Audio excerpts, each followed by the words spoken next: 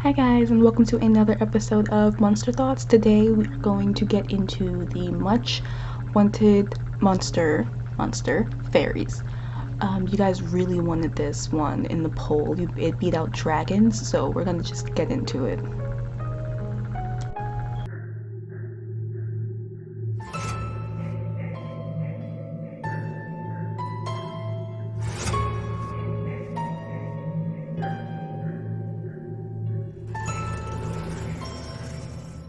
Fairies have always been considered metaphysical beings, and they have appeared in multiple countries or cultures across the world.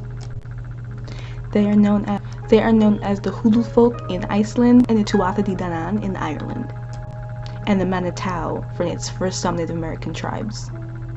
They are apparently intelligent beings who live right beside us in another plane, but they are always there. And a common fairy motif is when humans visit Fairyland or Fairyland. In the Irish story of Oisin by a poet called Fian.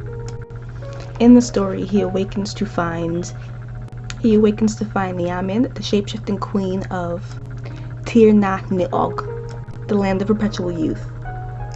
She wants her to join him in her realm as her husband. He agrees and finds himself in a land of perpetual summer and good times where nothing bad ever happens. Yet he breaks taboo of standing on flat land, and everything turns bad for him. She agrees to allow him to return to Ireland. She gives him a black horse which he is not to dismount, and he sets him off with innumerable knowledge.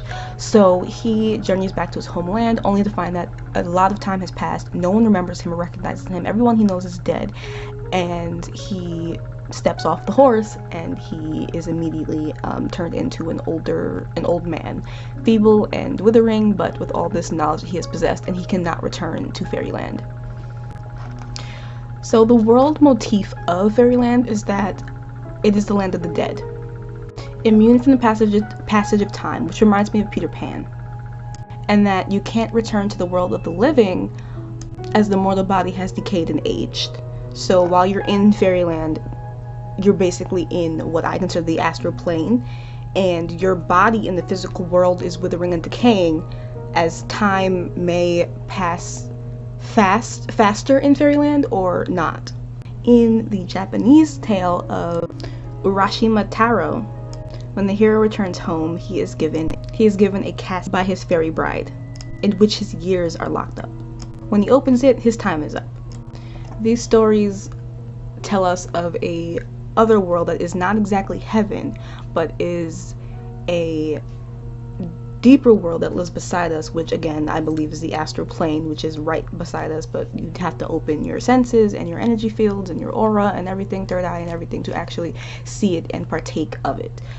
There are many beings, deceased and not, who live on the astral, and including fairies and mermaids. These are all metaphysical beings that can flirt in and out of our consciousness.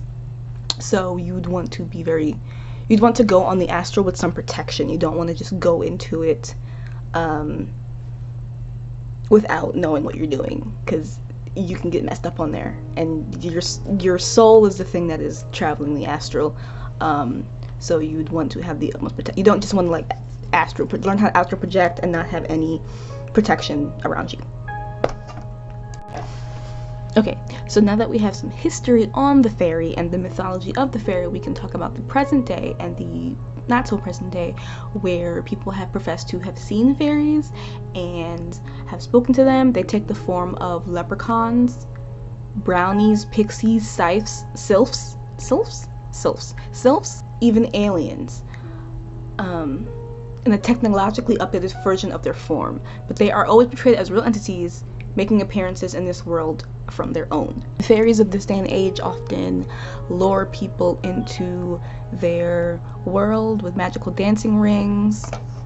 They abduct children and adults, play tricks on the unwary. They are generally unpleasant beings. I have never heard a story from a practicing witch who has invoked a fairy or evoked a fairy and they've had a pleasant experience. I myself do not mess with fairies. You just don't. You learn once you get into energy and the craft, whatever your craft is, that Fairies are not the Disney depiction that you have grown up seeing with Disney movies.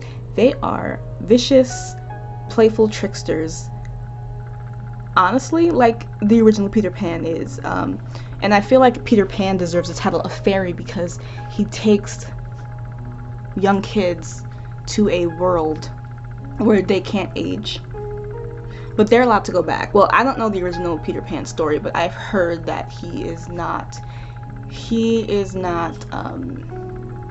human. He's another being. So that just ties into me the fear, not fear, but the general wariness I have of fairies, because you don't want to mess with them. Like,